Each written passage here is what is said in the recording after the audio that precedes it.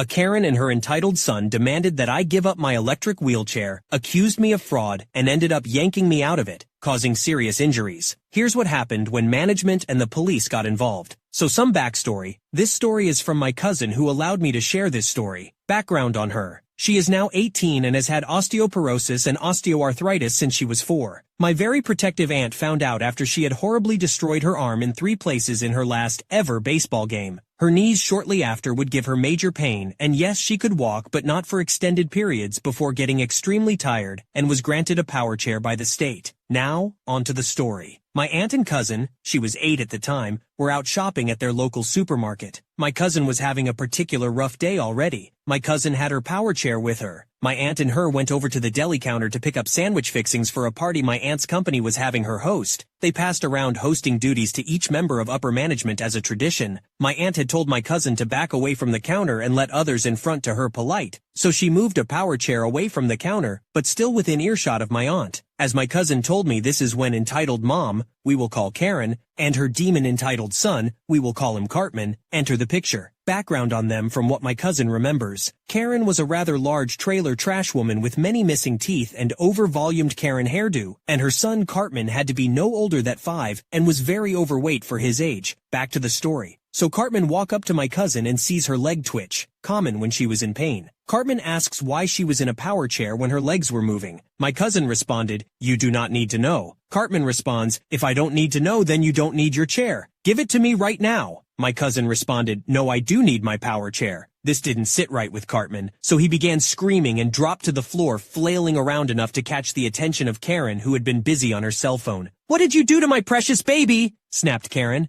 My cousin responded, "He just tried to steal my power chair." What happened next shocked my cousin. "How dare you? How dare you that you don't give my angel son what he wants? He always gets what he wants. Now give him your power chair." "No," she replied, "I need this chair." This ordeal has at that point drawn a crowd of a few onlookers looking disgusted with Cartman and Karen. Mind you, at that point Cartman was still throwing a tantrum on the floor and was not disciplined at all. "How dare you commit disability and welfare fraud?" screamed Karen. "You will give my well-behaved son your chair, or I will force you to." That's when Karen grabbed my cousin's arm and yanked her out of the chair. She hit the ground hard. That's at the point when my aunt, who was preoccupied ordering her deli meats, noticed what had happened and rushed in, scooping up my cousin from the floor, ignoring Cartman and Karen. "Are you all right?" It was clear that my cousin's surgically repaired arm was dislocated from the shoulder, and same side knee was also dislocated. "Hey, stupid bitch!" Karen yelled at my aunt. In all the commotion, no one from either party noticed Cartman get into my cousin's power chair. It's at this point when management comes out from the back. Mind you, as they later told my aunt that they watched the whole ordeal from CCTV from the back and have already called 911. "Ah," Karen scoffs, "they will sort you out. What seems to be the issue here?" asked one of the managers. "This woman's low-life demon spawn just tried to steal my angel's power chair. I want them both arrested." "Ma'am, we know exactly what happened," said the manager while looking at the conveniently located security cam pointed right at her. "Humph, then we are leaving," Karen nervously shouted. "Oh, no, you're not. We already called the police," said the second manager. Yay, that's when Karen and Cartman make a beeline for the exit with the power chair. They make it to the exit but are stopped by a burly black officer, as it was later told to my aunt, and the chair returned. What happened next, my cousin doesn't know, because she was taken by EMS. It was later revealed by one of the bystanders that both Karen and Cartman had been arrested and held in the lot till CYS came and were separated. The absolute insanity of this Karen? I mean, seriously, demanding that OP give up her electric wheelchair to her spoiled little brat Cartman? Like, who does that? And then accusing poor OP of fraud and yanking her out of the chair. Absolutely bonkers. I'm honestly appalled by Karen's behavior and how she totally ignored Cartman's tantrum. It's no wonder he acts like that. Let's not forget the nerve she had to call OP's cousin a low-life demon spawn, while her own child was misbehaving like crazy. And thank goodness for the store management and that security camera, or who knows how this could have turned out. Anyway, what do you guys think of this situation? How would you react if you witnessed something like this going down? Let me know in the comments. A Karen demands to know my disability at a theme park, claiming I don't look disabled enough, and tries to get me kicked out of the ride line. Little did she know, I'm blind. Here's what happened. I have mentioned to my therapist a few times how I struggle with what people might think of me, and this has actually been a fear of mine, being told I need to prove just how disabled I am because I don't look disabled enough. I always thought it was an unrealistic fear, so of course ... IT had to happen. I was at a theme park yesterday with friends. I'm sure you can imagine we looked into some sort of special access pass. I have a rather odd leg condition. It has a name, but I'm not sure what it's called in English, but it's sort of an infection in the ankle bone that has caused permanent damage. Needless to say, getting on rides and such takes me a little longer. Standing in line all day was something I'd like to avoid, and hey, the theme park is accommodating. They offer a special pass. Mind you, this isn't a fast pass or anything. It just puts you in a separate line where there's room for wheelchairs and seats for people like me. Overall, the waiting time was pretty much the same, but they help a lot with getting into the ride if you're in this line. To get the pass, you didn't need to show anything proving your disability, but it did say you could be subject to being asked to prove it. Fair enough, I wear special shoes. One is basically a knee-high boot, and it stands out, which most of the employees saw. They checked my pass and everything was fine. I did have the diagnosis from my doctor screenshot just in case they would ask. The employees didn't, but Karen is a whole other story. I'm standing in line with my companions when someone comes walking up behind us. There were a few people in front of us too. I heard the woman make a noise of disappointment at how long the line was. The woman lit up a cigarette, a bit rude to do in line, and my friend has asthma, so he asked her to move back a little. That's where the problem started. Karen makes a noise I can only describe as the call of a Karen. She did move back but screeched something about how we had to make sure the employee would know she was there and that no one cut in line. Not an unreasonable request honestly, but it could have been said in a kinder manner. The employee comes out and checks everyone's pass. They do this because the pass has a mention of whether the visitor will need extra help getting in or not. The employee asked our group who has the pass, so I showed him. Everything is fine. They asked Karen too, and she showed hers. She's finished her cigarette and joins the line again, this time asking, "So, what's your disability?" I tell her it's something to do with my leg, and I point at my shoes. She seemed displeased by it, saying, "That's not a disability. I'm asking if you are disabled." I'm a little thrown off. I'm willing to share it, but it's also something private, and it doesn't concern her. I tell her I have an ankle condition and turn around to stop talking to her. Something to note here, she did have a child with her, though by all appearances there was nothing visibly disabled about them. Not my proudest moment, but the thought of her faking a disability did cross my mind, but I didn't speak on it. The Karen kept talking to me though. All the usual stuff, to stop ignoring her, that I should respect my elders, blah blah blah. Other people are starting to notice, and we're drawing a bit of attention here. One of my friends, a bit comfortable with confrontation and knowing I'm not, said, "It's none of your business. You wouldn't like it if we asked what your or your daughter's disability is either." To which she responded, "My child is autistic, so she's actually disabled." The employee comes out again, letting people in, and when they reach us she tells them, "This boy isn't disabled at all. Remove him from the line please." I'm 28 years old BTW, hardly a boy. The employee looks at us, then back to Karen and says, "Well, they have the facility pass, and we check those so..." He gets cut off, and she starts talking about how her daughter is autistic, and I'm clearly not. I responded and said something like, "Yeah, I'm not autistic, but I do have a disability. These shoes aren't exactly a fashion choice." The employee definitely didn't want to be a part of this, and told the woman to leave us be. He let in a few people, my group included, but not the Karen. In the hallway to the ride, he said, "Wow, what was that about?" Something I haven't mentioned up until now, I'm pretty much blind. The reason I say this is because I don't look blind, or so I've been told at least. Because of this, sadly, it isn't the first time someone has questioned just how disabled I am. I told the employee it happens sometimes, sadly. I thanked the employee for their help and enjoyed the ride. But man, frick that Karen. Oh my gosh, OP, I can't believe you had to deal with such an insane Karen at the theme park. I mean seriously, who does she think she is, going around and questioning people's disabilities? I love how you pointed out that your shoes aren't a fashion choice. Like, hello Karen, does she think you'd wear that just for fun? And can we talk about how she lit up a cigarette in the line? So rude. Your friend was totally in the right to ask her to move back. I'm just glad that the theme park employee had your back and didn't let Karen's ridiculousness get in the way of you enjoying the park. It's just so frustrating that some people feel entitled to question others' disabilities. Your story really shows that we should all be more understanding and respectful of one another because you never know what someone might be going through.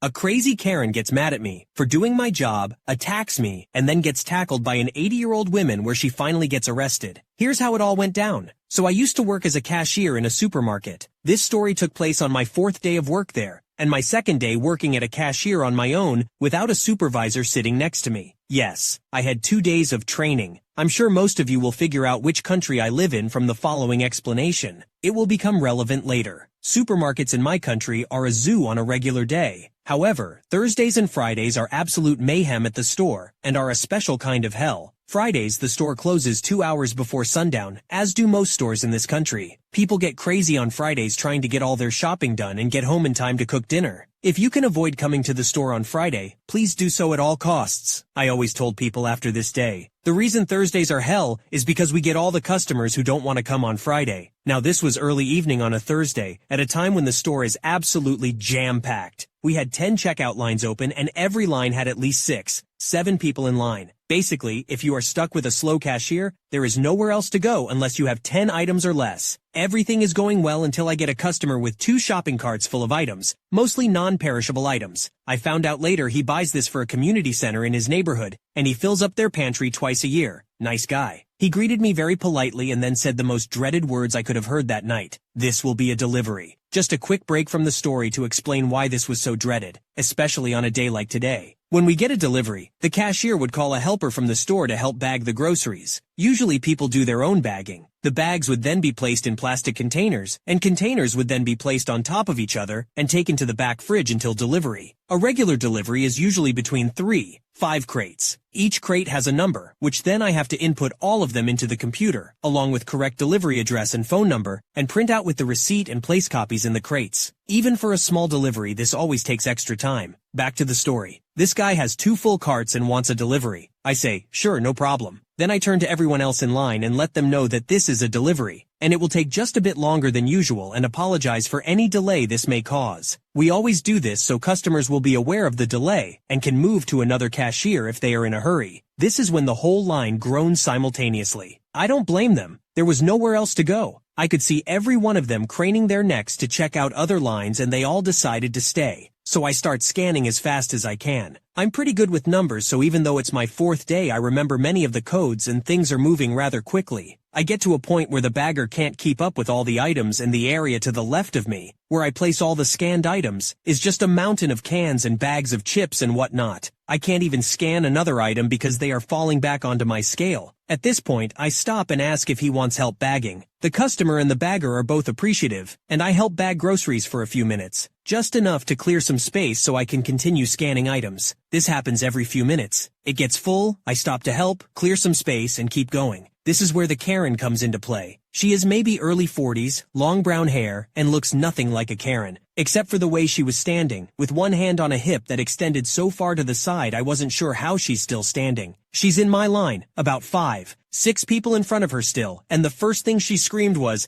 "Hello, what are you doing?" I didn't think she was talking to me, so I just kept scanning and bagging. That's when she screams at the top of her lungs, "Excuse me? What kind of a cashier are you? Why aren't you doing your job? Stop being lazy and do your job." Now that I noticed she was having a go at me, I politely apologized and let her know I'm trying to get through everything as quick as possible. Karen wasn't having any of it and kept screaming that a cashier shouldn't be helping with the bagging and that I wasn't doing my job. I realize now that this would have been a perfect chance for some malicious compliance. I'm sure some of you hope that I did just what Karen wanted. Too bad I didn't know about it then, or that it was only my 4th day on the job. That's not what happened, although I dream sometimes that I did just that. Instead, I stayed calm and told her, "I'm just helping to move things along faster. If this is a problem, or you are in a hurry, feel free to move to another line. I'm sure another cashier will be more than happy to serve you." Obviously that didn't help, and Karen kept going ballistic saying the same things over and over. I stop listening at this point and don't answer as I'm still helping to bag and scan as fast as possible, knowing it's not gonna help anyway. However, I see one of my managers, let's call him Joe, walk up to Karen. Joe is great, by the way, always helping the workers. He asks Karen what her problem is, to which she responds,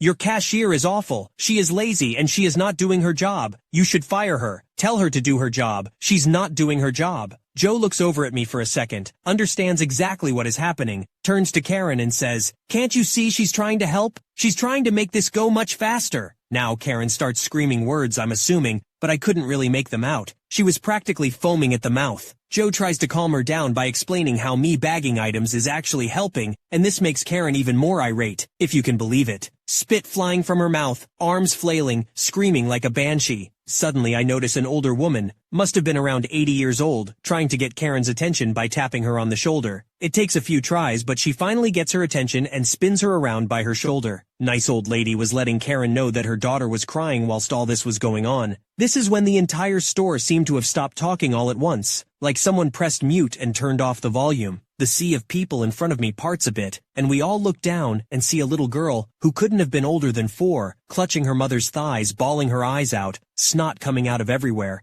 hyperventilating. This girl was terrified, and I can't blame her. Seeing her mother going off like that must have been terrifying, and she has no idea what's happening. She's in a huge store where she knows no one, and she's practically invisible. This silence lasted an entire 2 seconds, because that's when Karen started yelling at Joe. "Look what you did! You and your stupid lazy cashier made my daughter cry!" And a bunch of other crazy sounds that were perhaps supposed to be words. Things happened in slow motion for the next few seconds. She started to swing towards Joe. She would have decked him right in the face if the nice old lady hadn't grabbed her in a bear hug to stop her. Yes, she did. I had to pick up my jaw off the floor. At that point, other customers got involved trying to peel off the old lady from Karen and stop Karen from trying to kill Joe, and from Joe trying to kill Karen because he was fuming by then. At this point, I saw mall security storm the castle and the sea of people just surrounded Karen, and I couldn't really see much of anything anymore. Kind of like football players when there is a fumble and they all jump on the ball. By the sound of yelling, getting farther and farther away, I figured Karen was being led either to the back office or to the mall security office. This entire time this is happening, I'm still bagging and scanning items, and I'm about halfway through this customer's purchase. I finish up with him with no more problems. He was very nice and thanked me profusely for helping with the bags, even though technically it wasn't part of my job. He said I was the fastest and nicest cashier he ever had the pleasure of meeting. I was just happy to help. No one else in my line complained. I actually got compliments from people about keeping my composure. Once the rush died down a bit, I went for a break. I met another employee in the back room and I started to tell him of what just happened when he cut me off. "She was yelling at you? Ha ha ha ha ha." I heard that. Well, everyone heard that, but I had no idea what was happening. He told me that police was called and Karen escorted out of the store and the mall in handcuffs. I filled him in on everything, and we spent the next 30 minutes laughing. I don't know what happened with the child. I'm assuming they called another family member to pick her up. I also don't know what happened with Karen after that, since I ended up working there for another year and I never saw her again. Hopefully she learned to do her grocery shopping on Tuesday, Wednesday. This was the first Karen I had the displeasure of meeting while working at that store, but definitely not the last. I can't believe how calm you were in that situation. I'd be totally freaking out and panicking, especially if it was my first week working. Good job on keeping your cool and handling the situation as best you could. I think that's what makes a great employee. Someone who is willing to help customers in any way they can. Of course, you will always have the occasional customer who has a ridiculous complaint, but if you can maintain your composure like you did in this situation, I think you will be fine. I'm glad that Joe and the nice old lady turned up when they did to help defuse the situation. I feel really bad for Karen's kid. She must have been so embarrassed to the point she was crying her eyes out. Hopefully Karen takes a lesson from the trip to jail and gets her priorities straight to give her daughter the best life possible.